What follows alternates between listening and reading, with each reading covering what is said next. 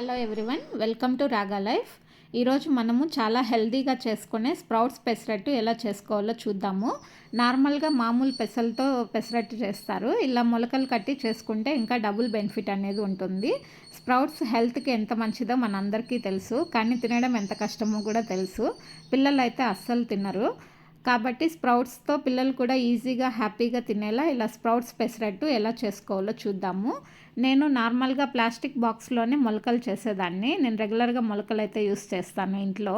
ఇది అమెజాన్లో ఈ స్ప్రౌట్స్ మేకర్ చూశాక చాలా బాగా నచ్చింది, అందుకని ఆర్డర్ పెట్టాను. 700 పడింది. ఫస్ట్ మొలకలు ఎలా చేసుకోవాలో చూద్దాము. మనం నార్మల్గా పెసరట్టు మార్నింగ్ టిఫిన్కి చేసుకుంటాం కాబట్టి ముందు రోజు మార్నింగ్ పెసలు బాగా 2 times వాష్ చేసి నానబెట్టుకోవాలి 5 to 6 hours. తర్వాత అంటే ఈవినింగ్కి మనము స్ప్రౌట్స్ బాక్స్ లేదంటే నార్మల్గా కాటన్ క్లాత్లో అయినా కూడా కట్టి పెట్టేసామంటే మార్నింగ్కి బాగా మొలకలు వస్తాయి. ఈ స్ప్రౌట్స్ బాక్స్లో అయితే కింద వాటర్ పోసి పైన ఇలా పెసలు పెడుతున్నాను. కింద వాటర్ ఉండడం వల్ల ఇంకా తొందరగా బాగా వస్తాయి. మొలకలు కూడా చాలా ఫ్రెష్గా ఉన్నాయి మార్నింగ్కి. ఈ పెసరట్టు మనం అన్ని ఏజ్ గ్రూప్స్ వాళ్ళకి చాలా బాగుంటుంది. చిన్నపిల్లల నుంచి పెద్దవాళ్ళకి అందరికీ కూడా. ఆదిత్యకి అయితే చిన్నప్పటి నుంచి కొంచెం అలవాటు ఉంది. స్ప్రౌట్స్ అంతా డేట్స్తో కలిపి కొద్దిగా తింటాడు, కానీ ఎక్కువ తినలేరు కదా. ఇట్లా పెసరట్టు అయితే ఒకటి తిన్నా కూడా మనకి చాలా మొలకలు తిన్నట్లు అవుతుంది. దీంతోపాటు హెల్తీగా నేను కొబ్బరి చట్నీ కూడా చూపిస్తున్నాను, లాస్ట్ వరకు స్కిప్ చేయకుండా చూడండి.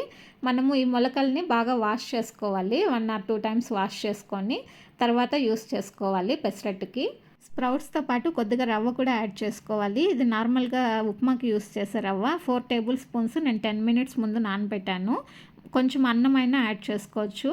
దీంతోపాటు కొంచెం పచ్చిమిర్చి, అల్లము, కొంచెం సాల్ట్, జీలకర్ర వేసి కొద్దిగా వాటర్ వేసుకొని మనము చాలా సాఫ్ట్గా అయ్యే వరకు మిక్సీకి వేసుకోవాలి. ఇలా చేసుకుంటే మనకి పెసరట్టు పిండి రెడీ అయిపోతుంది. నెక్స్ట్ కొబ్బరి చట్నీ చూద్దాము. ఇలా ఫ్రెష్గా ఉండే కొబ్బరి తీసుకోవాలి. తర్వాత పచ్చని పప్పుని 10 minutes ముందు హాట్ వాటర్లో నానబెట్టుకొని వేసుకుంటే చట్నీ స్మూత్గా కమ్మగా ఉంటుంది.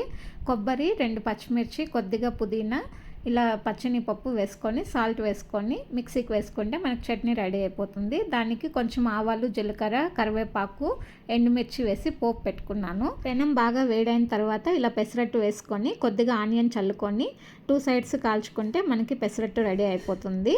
వీక్లో ఒకసారైనా ఇలా హెల్తీగా పెసరట్టు చేసుకొని అందరూ తింటే చాలా బాగుంటుంది. తప్పకుండా ట్రై చేయండి. ఎలా వచ్చిందో కమెంట్ చేయండి.